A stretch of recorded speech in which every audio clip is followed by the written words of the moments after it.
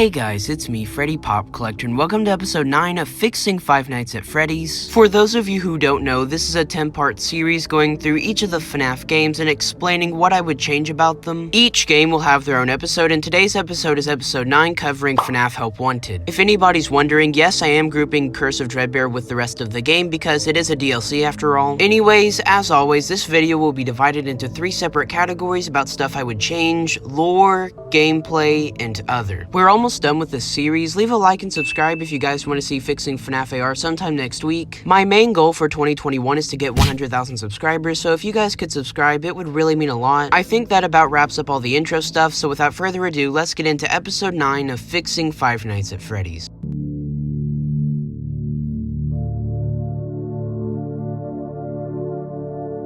I've been pretty public about saying FNAF VR is my favorite game in the series. Many people, myself included, was curious where the series could go after UCN. I didn't really know what to expect when I first saw this game, and I think that's why I love it so much. This game sort of revived FNAF in a way, kind of bringing along the new storyline that will lead into FNAF AR and Security Breach. When talking about gameplay, this game has some of the best in the series. Seeing FNAF 1, 2, 3, and 4 in the new style is just really interesting. The new stuff as well, like parts and service and vent repair, were some of the standout moments in that game. Not to mention Curse of Dreadbear, such a creative and risky idea, and I'm so glad it worked out for Steelwool, probably my favorite part of Help Wanted. With all this praise, however, there are a few gameplay changes I would add. Let's get the obvious out of the way first: more sister location and FNAF 6 levels. FNAFs 1, 2, 3, and 4 got great representation in this game. I've always found it odd that the only glimpse of sister location we get is Funtime Foxy's level of all things. Of course, Baby, Funtime Freddy, and Ennard are in this game, but they're safe for FNAF 4 and vent repair. I could see the Biddy Bab level being under the desk, and maybe even the Funtime Freddy or Baby repairs sections being in here. My favorite thing to see from sister location in VR would have been the private room, but unfortunately that's not canon, so it wouldn't have happened anyway. FNAF 6 got cut as well, which really sucks, but at the end of the day, I don't really think it was that big of a loss. Seeing the salvage sections and the office shifts in VR would have been really cool, but at the end of the day, I'm just happy with what we got. A small tweak I would add is the plush baby level. Oh my gosh, that is stupid hard. I would add 1 or 2 more green bars on the flashlight because that mode is just ridiculous. Also, I think Curse of Dreadbear should have had some hard modes. I don't think we need hard modes for every single level, but definitely one for each category. For Afraid of the Dark, I would either choose Pirate Ride or Corn Maze. For Spooky Mansion, I would have chosen either Dreadbear or Build a Mangle. And for Danger Keep Out,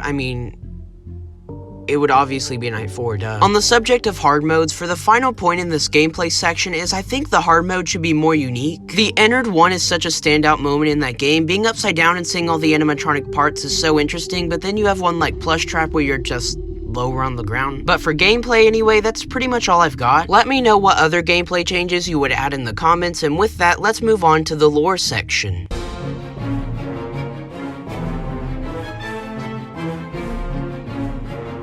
A lot of people like to bash Help Wanted for having very meta and very complicated lore, but personally, I think it's fine. The whole rebranding concept is interesting and something we get to see in Security Breach and AR. The only real question I had coming out of Help Wanted was the whole indie developer thing, and Scott addressed that on Reddit pretty clearly. The whole story with Jeremy, Dale, and Taygirl was pretty interesting. I do think this game should have more directly addressed whether this was William or just a copy of William. Also, I think it should have addressed whether William could possess multiple people at once, or if it was just one instance. Also, Curse of Dreadbear has kind of confused me a little bit. Does the DLC actually exist in the game's canon? Is it actually a part of the game in the game universe, or is it just for us, the actual FNAF fans, to enjoy? Like Hand Unit himself says, there isn't really indication that this is part of the lore or has any lore reveals besides the FNAF 4 house, I guess. Besides addressing the things that Steelwool probably glanced over, the lore is pretty fine in my opinion. Tell me what you guys would fix about the lore in the comments below, and with that, let's move on to the final section, the Others section.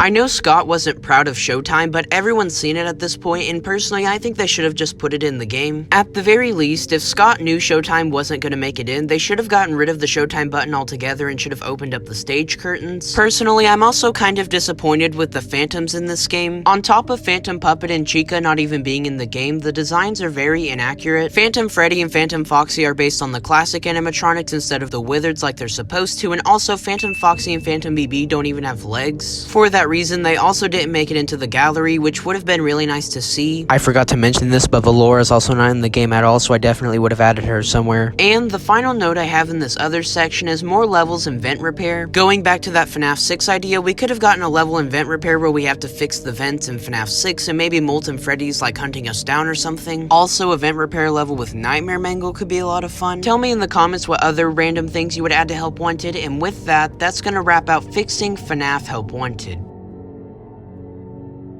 Thank you all so much for watching this video. Only one more episode to go, fixing FNAF AR, that should be out sometime at the end of January. Also, I'm just gonna say it now, there's not gonna be an episode for Freddy in Space 2 or Security Breach. I was considering it for a while, but at the end of the day, I think I'm ready to move on to something else. Also, no, I haven't forgotten about that timeline video. It's coming along nicely, looking at an end of January release. If you're wondering why it's been delayed so many times, it's such a big project and there's so much to go through that there is a lot of stuff that I missed, and I wasn't really proud of the original final product. But like I said, it's easily going to be the best video I've ever put on this channel, so stay tuned for that. But with all that being said, that's all I have for now. Thank you guys so much for watching, like and subscribe if you're new, and I'll see you guys in the next video.